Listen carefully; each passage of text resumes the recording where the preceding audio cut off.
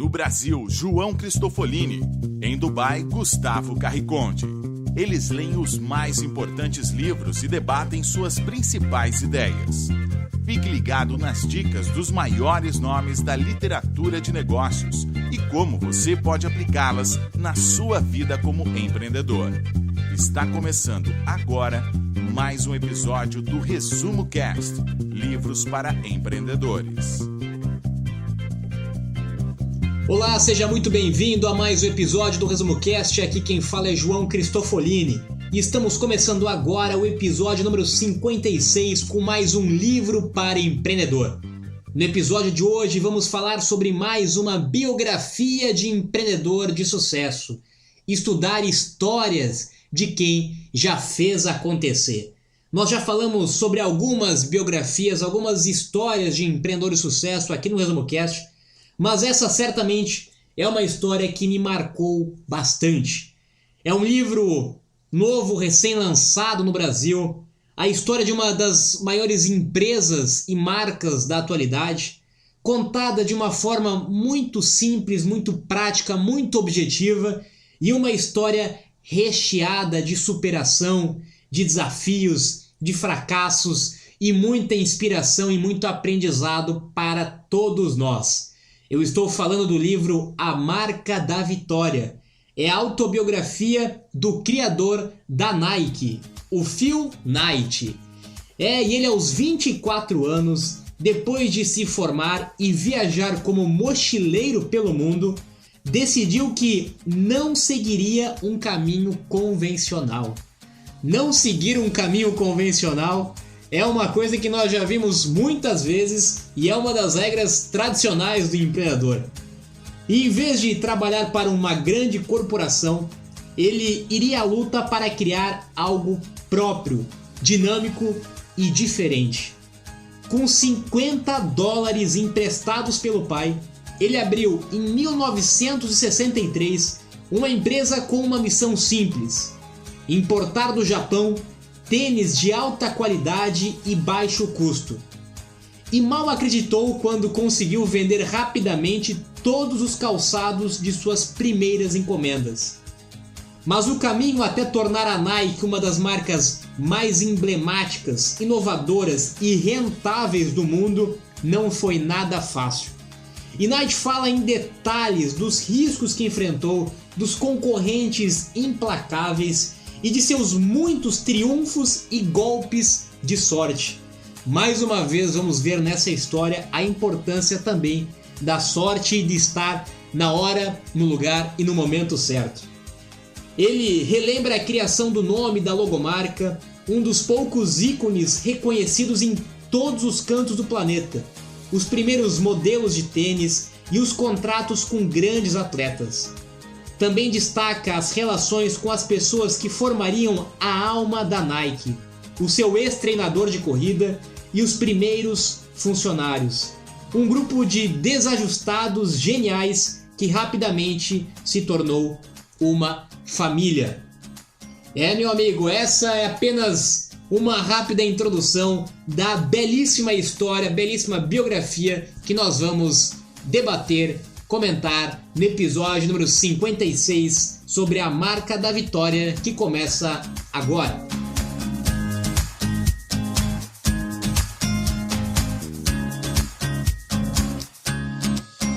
Olá, eu sou o Gustavo Carriconde, sejam bem-vindos ao Resumo Cast número 57. E vamos conhecer hoje um pouco mais sobre a história da Nike e do seu criador, Phil Knight, no livro A Marca da Vitória, que é a sua autobiografia.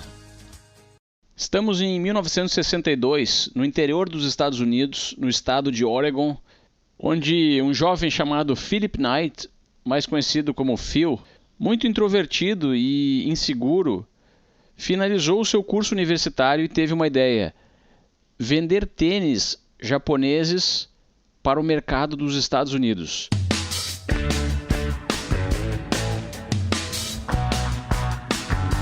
Frequentemente, as histórias sobre empreendedores começam contando como aquela pessoa teve a ideia incrível, como ele conseguiu visualizar um modelo de negócio fantástico, claro e perfeito e como ele conseguiu achar as pessoas certas. Então essa equipe recém-formada conseguiu executar a ideia sem nenhuma sombra de dúvidas que ela daria certo, para finalmente atingir o sucesso nunca visto antes e modificar o mundo. Esse tipo de storytelling é extremamente enganador e passa uma falsa sensação de perfeição. Algumas pessoas lendo relatos como esse realmente se empolgam e pensam em colocar em práticas as suas ideias sem saber o que estão fazendo, pois acham tudo muito simples e fácil de executar.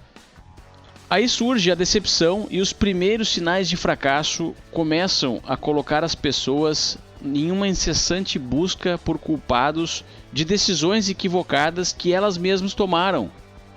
O livro de Phil Knight desmistifica essa lenda definitivamente. Ele mostra a fragilidade do início da Nike, que hoje fatura 30 bilhões de dólares e ninguém consegue conectar com o fracasso.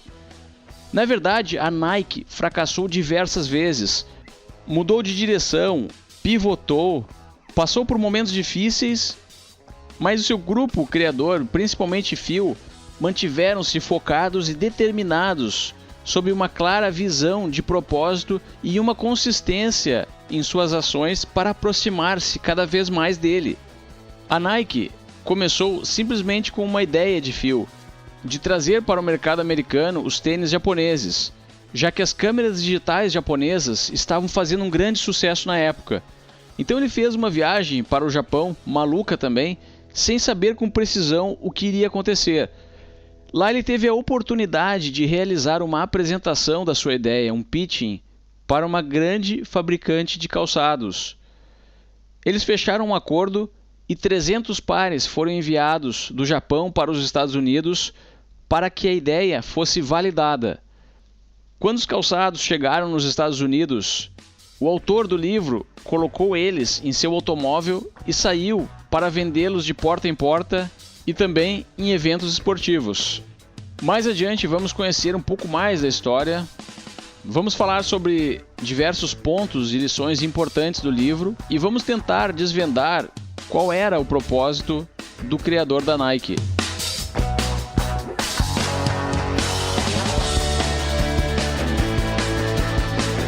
Gustavo, só nessa pequena introdução nós já conseguimos quebrar alguns mitos que ainda existem sobre empreendedorismo e sucesso. Eu vou destacar e comentar alguns deles que tenho certeza que vão ajudar muitas pessoas nesse sentido também. Bom, começando que o Phil iniciou o seu empreendimento no interior. Ele não estava numa capital, num grande centro empresarial, industrial ou numa grande cidade. Ele estava no interior. E mesmo que isso foi em 1962, eu vejo ainda hoje, nos dias de hoje, em plena globalização, muitas pessoas acharem que porque não estão numa grande capital, numa grande cidade, num grande centro, não podem começar um negócio a nível nacional ou a nível global.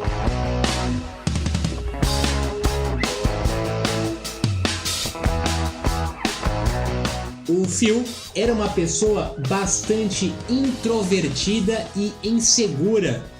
Muitas vezes a gente tem a imagem de que um empreendedor de sucesso é aquela pessoa totalmente extrovertida, é aquela pessoa que é segura, é autoconfiante, ela tem poderes especiais. E a gente vê na história do Phil que ele era completamente o oposto disso. Ele tinha medo, vergonha de vender, ele não queria se comunicar com as pessoas, ele tinha uma grande quantidade de dúvidas, de incertezas durante toda a caminhada dele. E a gente vê mais uma vez o lado humano do empreendedor. O empreendedor, aquele que não é um super-herói, aquele que tem diversos problemas e defeitos, diferente muitas vezes do que a mídia nos mostra como alguém super dotado de poderes especiais. E mais uma vez, o Phil também não sabia o que fazer durante uma boa parte da vida dele. Com 24 anos de idade, ele não tinha nenhuma ideia do que ele faria. Ele foi viajar pelo mundo sem nenhum rumo certo ainda do que faria depois disso. E muitas vezes eu vejo ainda jovens bastante cedo se cobrarem porque ainda não sabem o que vão fazer ou porque ainda não conseguiram encontrar uma grande ideia, um grande ponto inicial para iniciar o seu projeto, o seu negócio. E a gente vê mais uma vez, assim como vários outros exemplos, que não existe uma idade mínima para começar o seu negócio. Você nunca vai ser tarde demais, você nunca vai ser velho demais para começar um pequeno ou um grande negócio. E principalmente, como o Gustavo comentou, eu acho que nós vamos falar bastante sobre isso nesse episódio, ele fracassou diversas vezes. Ele mudou o nome da empresa, mudaram os sócios, mudou o produto, mudou os fornecedores, mudou tudo diversas vezes. E um outro ponto muito importante, ele levou pelo menos 10 anos para que a sua empresa tivesse algum resultado concreto, tivesse lucro e até inclusive abrisse o capital na Bolsa de Valores. Durante 10 anos ele ficou em lutas frequentes todo ano, ou às vezes até a cada mês, de conseguir pagar as contas, tanto da empresa quanto em casa, na família, sustentando a sua esposa e sustentando os seus filhos. E a gente vê mais uma vez que não existe sucesso do dia para a noite, do ano para o outro. Foram 10 anos de muita luta, muito desafio, muito problema, muita dificuldade até que ele conseguisse construir a sua empresa. E nesse meio do caminho, diversos desafios, pessoas entraram, pessoas saíram, fornecedores entraram, fornecedores saíram.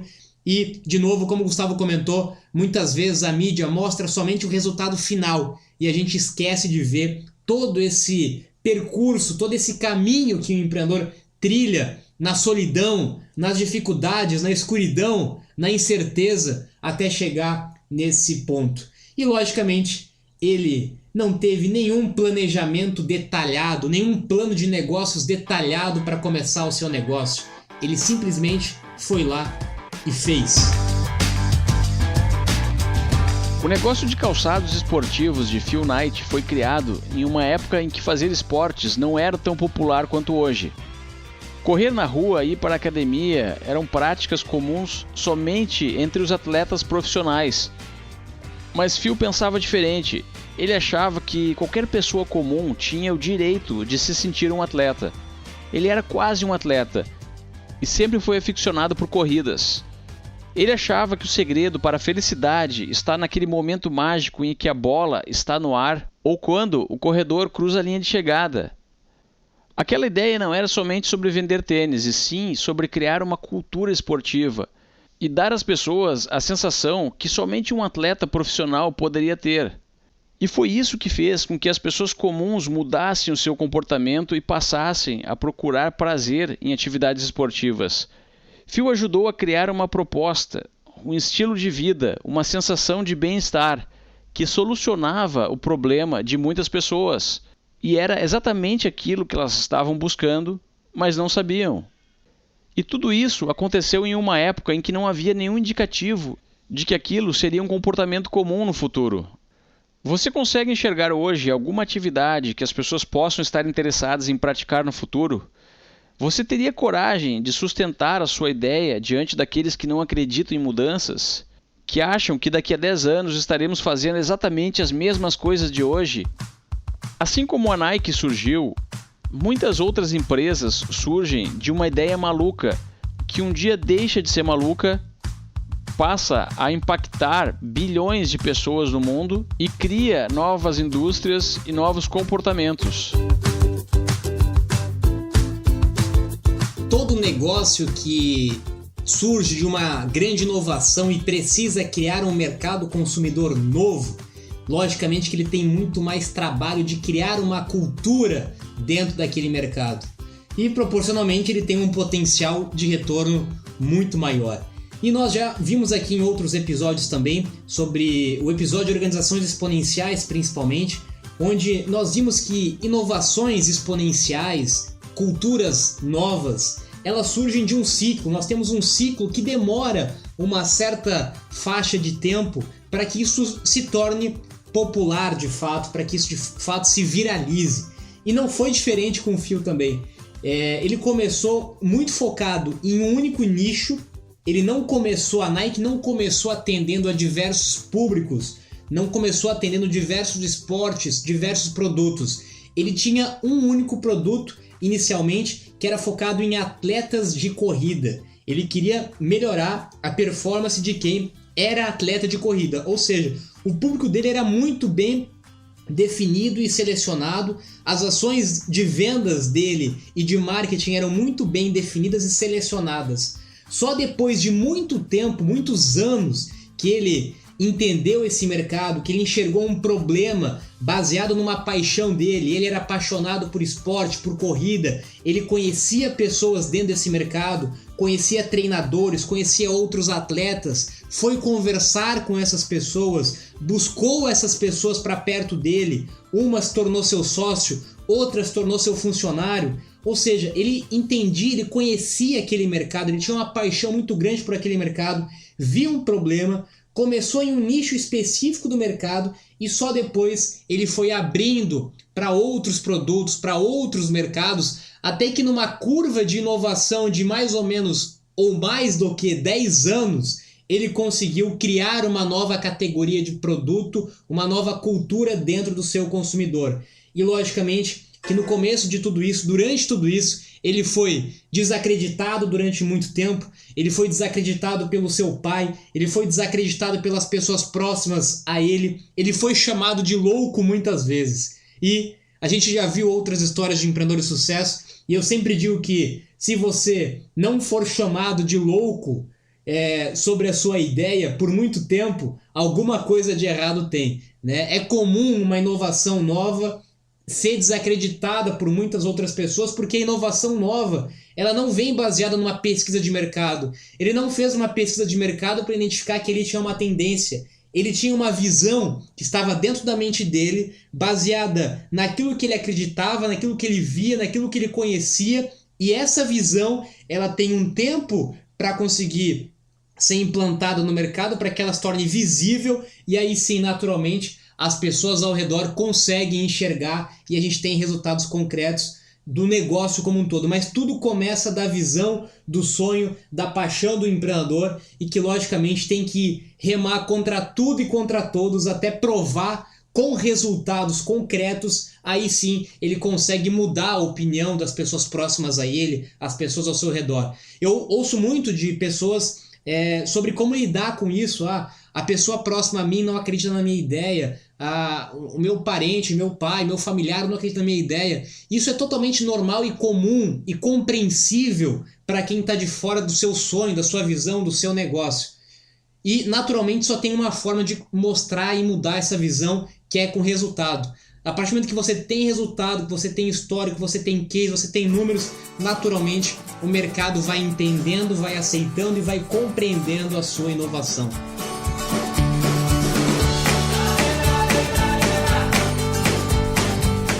Antes de construir as próprias fábricas, a empresa de fio, que logo se tornaria Nike, importava os seus calçados do Japão. Esse modelo de negócio é extremamente difícil de escalar. Na realidade, era uma operação extremamente arriscada. Tudo começava com um pedido de um grande empréstimo a um banco, que envolvia datas de vencimentos e juros. Para conceder o empréstimo, o banco precisava de várias garantias, e uma delas era não ter outros empréstimos ou dívidas. Isso por si só já aumentava terrivelmente a complexidade desse modelo. Quando o empréstimo era finalmente concedido, ele pagava os seus fornecedores e precisava aguardar a chegada dos seus produtos para serem vendidos. Tinha que lidar com atrasos e com incertezas de conseguir realizar as vendas com lucro. Depois da venda, retornava ao banco, saldava a dívida e renegociava um empréstimo ainda maior, o que era sempre difícil de se conseguir, pois o seu patrimônio estava sempre sendo usado como capital de giro. Muitas empresas cresceram e se tornaram campeãs aplicando esse modelo. Muitas outras quebraram e não estão mais por perto para contar as histórias. Apesar desse modelo de crescimento ser muito comum no Brasil e em vários países do mundo, hoje existem maneiras alternativas de gerar valor para a humanidade e resolver problemas das pessoas de forma muito mais escalável, rápida e com menos risco de quebrar grandiosamente. são os negócios digitais, por exemplo, onde os produtos são bytes e não físicos. Um byte pode ser replicado sem nenhum custo. Lembra do Ctrl+C, Ctrl+V? Mesmo que você não consiga achar o seu produto digital perfeito para trilhar a sua estrada para o sucesso, é preciso ter em mente que determinados modelos de negócios requerem um grande investimento inicial e algum tempo para que o resultado comece a aparecer.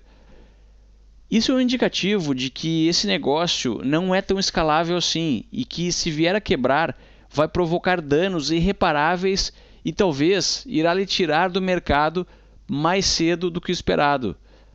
Veja, por exemplo, a comparação da Nike com a história do Instagram.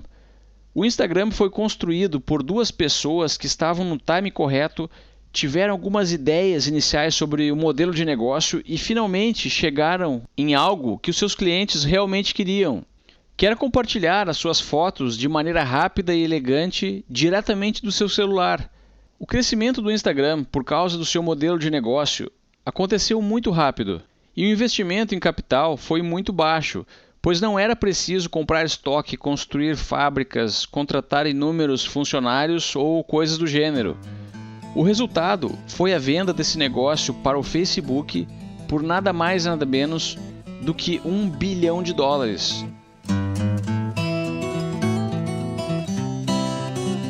Gustavo, mas eu deixo aqui um contraponto, na verdade, nessa visão e até uma reflexão para quem está nos ouvindo sobre esse assunto de ser ou não ser escalável. É interessante nós vermos isso, que não existem somente negócios de tecnologia. Eu atuo em muitos negócios de tecnologia, gosto desse modelo de negócio, mas eu acho importante reforçar aqui para quem nos ouve, e até como uma certa visão e cultura de empreendedorismo, de entender que empreendedorismo não é só startup, empreendedorismo não é só negócio digital, empreendedorismo não é unicamente esse mundo escalável. É possível empreender em negócios tradicionais, é possível empreender em produtos tradicionais, até porque nós precisamos de empreendedores nessa linha também. Nós também precisamos de empreendedores em todos os segmentos, em todos os mercados. Então ainda bem que nós temos um fio, senão talvez nós não teríamos possibilidade de usar roupas, calçados que foram criados e construídos por alguém. Então eu acho que vale essa reflexão, mas também vale essa ponderação de que nem sempre não ser escalável é tão ruim assim. Afinal, ele até comenta no livro que ele sentia uma certa dificuldade quando ele abriu capital na bolsa. O comparativo que ele fazia, que ele não era uma empresa de tecnologia e tinha outras empresas de tecnologia abrindo capital na bolsa naquela mesma época. A Apple era um exemplo disso, e ele sentia essa certa discriminação, mas o resultado certamente nos mostra que é uma empresa totalmente e altamente escalável, que construiu uma marca, que essa marca ela pode ser e é utilizada de diversos outros produtos. Ela pode terceirizar a sua produção, não necessariamente ela precisa construir a fábrica, ela terceiriza. Então vale essa ressalva nesse sentido, e não dependermos somente de negócios de tecnologia.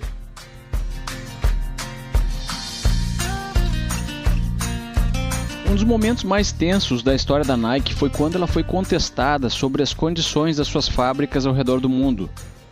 Muitas delas terceirizadas, mas onde os trabalhadores eram maltratados e haviam suspeitas até mesmo de trabalho escravo. O autor afirma que em alguns países a Nike havia aumentado o salário dos seus trabalhadores e foi multada pelo governo local por pagar a eles mais do que recebia um médico. Phil diz que reagiu com extrema irritação a essas acusações porque ele sabia do valor daquilo que havia construído, mas a sua reação acabou afetando o emocional dos seus funcionários e também da empresa. Foi então que, diante dessa grande crise, Phil resolveu que a melhor estratégia era aceitar as críticas e reconhecer que as coisas poderiam ser feitas de uma forma melhor. A partir daí, a Nike começou a se reinventar e durante 10 anos aperfeiçoou tanto que as suas fábricas hoje são referências mundiais. O autor dá o exemplo de uma determinada substância que era usada na fabricação dos calçados e era extremamente cancerígena para os trabalhadores. A Nike então investiu pesado em pesquisas e desenvolveu uma alternativa inofensiva para a saúde humana e que foi adotada por todas as outras empresas do mundo. Essa foi uma dentre várias crises que ele enfrentou durante a construção do negócio dele. Foram vários momentos de muita dificuldade, outros momentos que tiveram crises significativas e decisivas no negócio dele. Foi quando ele teve que romper o contrato com a empresa que ele estava importando calçados do Japão. Isso envolveu uma longa disputa judicial, um longo desgaste emocional, inclusive, dele, e afetando financeiramente a empresa dele. Mas depois de toda a dificuldade, depois de todo momento de crise, ele naturalmente ou consequentemente acabou. Por exemplo, se ele não tivesse tido a crise ou o rompimento do contrato com a empresa japonesa que ele importava e simplesmente revendia tênis nos Estados Unidos, talvez ele estaria até hoje revendendo tênis e não teria se obrigado a criar sua própria marca e buscar outros parceiros e fornecedores. É fácil quando nós olhamos para trás e a gente vê o histórico. Certamente que na hora, no momento que a gente está nessa dificuldade, nós não conseguimos entender por que aquele problema caiu bem na nossa mão, naquele momento, naquela circunstância. Mas quando a gente olha para trás, a gente viu como aquele problema, aquela crise foi importante para o desenvolvimento do negócio. E dentre essa teve várias outras, teve crise financeira, crise de sócio, essa referente aí aos problemas, às acusações que ele teve de trabalhadores e em algumas fábricas e indústrias. Ele comenta no livro que serviu com certeza como um grande estímulo para a melhoria, para trazer inovação. Essa inovação que o Gustavo comentou, baseada em muitas pesquisas que eles fizeram, ele inclusive abriu essas pesquisas para que todo o mercado, inclusive os seus concorrentes, também adotassem essas práticas, essas melhores práticas. Então, mais uma vez, essa crise pontual acabou contribuindo muito para a melhoria e até por ser uma referência naquilo que até um tempo atrás ele talvez não era tão bom. E sobre essa crise especificamente, ele comenta que teve um certo aumento da mídia e das pessoas ao redor nesse sentido, que a situação não era da forma como foi noticiado e muito pelo contrário, ela era proporcional à realidade do país na qual ele vivia, ou seja, o país na qual ele tinha a fábrica tinha uma realidade financeira e as pessoas eram remuneradas de acordo com aquela realidade financeira. Ele não poderia nem ir contra a realidade do padrão que era a economia daquele país. Então aqui eu acho que nós temos dois contrapontos, né? A gente tem, lógico, o lado que estimula a crise, a dificuldade, a trazer melhoria, a sempre melhorar, a trazer coisas novas, inovação. E a gente também tem um outro lado que vale a gente ressaltar, que talvez nesse momento a gente vive cada vez mais esse momento do politicamente correto, né? Onde às vezes um pequeno problema, um pequeno defeito pela mídia e por muitas outras pessoas, até de certa forma com um pensamento negativo, invejoso, acabam criando uma situação muito maior do que de fato é ou era, e acabam se esquecendo de todos os benefícios que muitas vezes, como no caso dele, das centenas ou milhares de empregos que ele gerava, que talvez tinham muito mais valor do que os problemas ou dificuldades que tinham naquele momento. Então vale a gente ressaltar esses dois pontos e ficar também como uma lição, um aprendizado, uma reflexão para todos nós nesse sentido.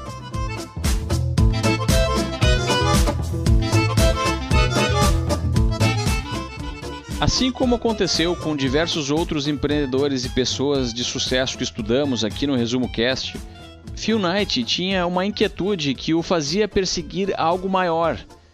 Tinha uma necessidade de vencer e deixar a sua marca no mundo. Esse era o seu propósito, e a Nike foi a materialização desse propósito. Phil afirma no livro que a verdadeira genialidade está em saber quando desistir e tentar outras coisas, mas nunca parar. Parar significa matar a sua inquietude, se acomodar, se conformar com a média, o medíocre. Desistir é temporário, é mudar, pivotar, aprender e se reerguer com muito mais força. Por isso, você precisa achar a sua vocação, o seu propósito, Dessa forma, o cansaço será fácil de suportar, as dificuldades viram combustível e as vitórias são diferentes de tudo o que você já sentiu em toda a sua vida. As pessoas que se comportam dessa forma são os desajustados, os pinos redondos nos buracos quadrados. Segundo o autor, esse pelotão sempre foi a minoria, com menos membros e menos armas. Eles sempre lutaram para subir a montanha que nunca esteve tão íngreme. E justamente essa dificuldade é o que os atraía.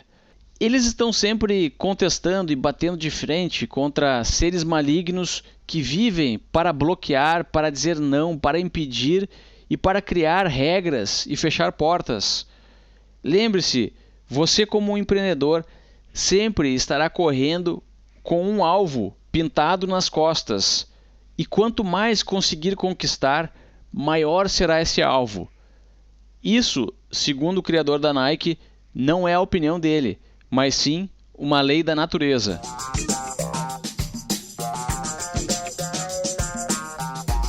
Gustavo, e falando sobre esse assunto de não desistir ou saber a hora de parar, como ele fala, inclusive no final do livro, a reflexão dele olhando para trás. Hoje ele não está mais dentro do grupo executivo da Nike, está no conselho da empresa, assim como vários outros funcionários ou pessoas que iniciaram um projeto junto com ele também não fazem mais parte. Tem outras pessoas já, depois de muitos anos, algumas décadas, ele saiu da operação direta. Mas em vários momentos da trajetória dele, ele teve que buscar algumas alternativas para não matar o sonho dele.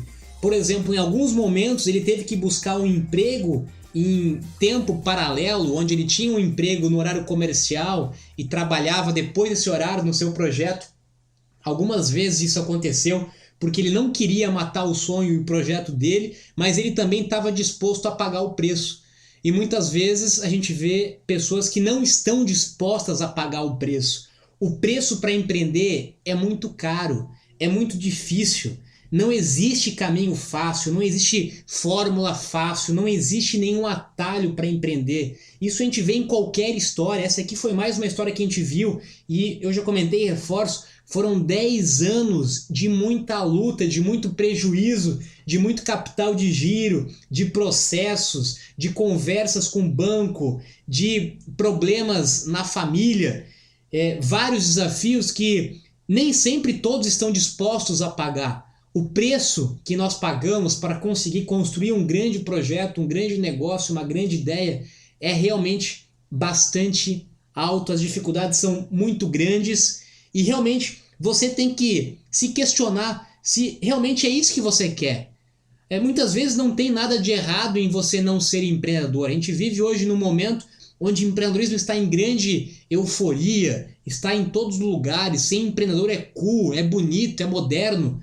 Mas quando a gente enxerga o lado real do empreendedorismo, a gente vê que não tem nada de glorioso durante o caminho, durante a trajetória como um todo. Eu acho que os resultados eles compensam muitos destes desafios, mas vale realmente essa reflexão. Você está disposto a pagar o preço? Você está disposto a enfrentar todos esses desafios com resiliência, com vontade e não desistir durante esse caminho, ou saber a hora de desistir, de mudar, de pivotar, de parar, como ele mesmo fala?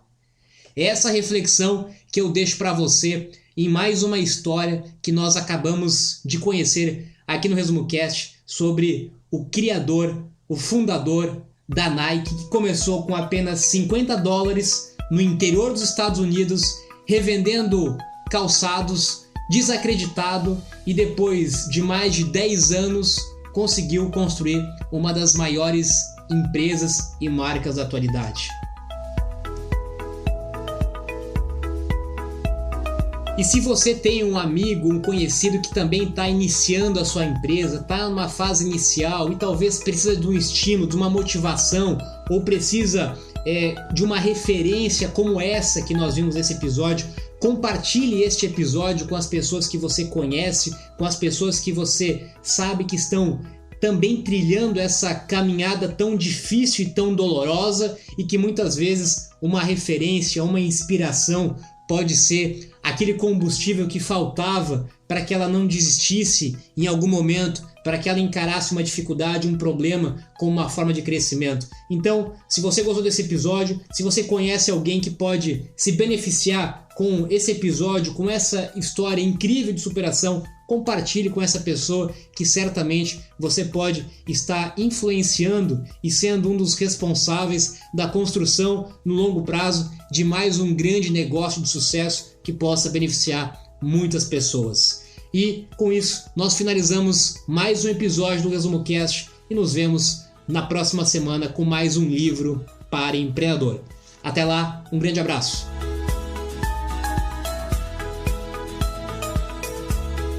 E o nosso último recado, estamos relançando hoje, segunda-feira, o nosso site totalmente reformulado, a nossa plataforma resumocast.com.br, com destaque especial para o blog do ResumoCast, que só com o conteúdo que ele já tem hoje, ou seja, os 57 episódios do ResumoCast que gravamos, já serve como referência no Brasil em conteúdo de livros de negócio. Então visite o nosso novo site e acesse o blog. E no próprio blog você vai poder escutar cada episódio através de um player exclusivo que temos, que permite também escutar o áudio em velocidade acelerada.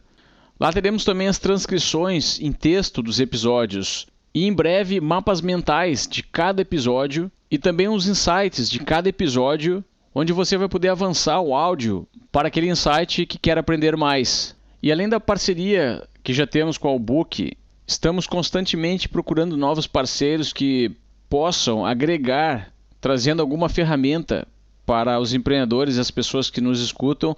E nessa linha conseguimos uma parceria com a Udemy, a maior plataforma de cursos online dos Estados Unidos que está vindo para o Brasil. E lá na área de cursos e parceiros do nosso site, você pode conferir alguns cursos que a equipe do ResumoCast avaliou e recomenda, pois eles estão completamente relacionados com os assuntos que nós debatemos aqui. Então não deixe de conhecer e visitar resumocast.com.br e se você quiser contribuir, deixe no grupo do Facebook um feedback também sobre a sua experiência na nossa nova plataforma. Agora eu me despeço aqui de Dubai. Tenham todos uma ótima semana e até o próximo episódio.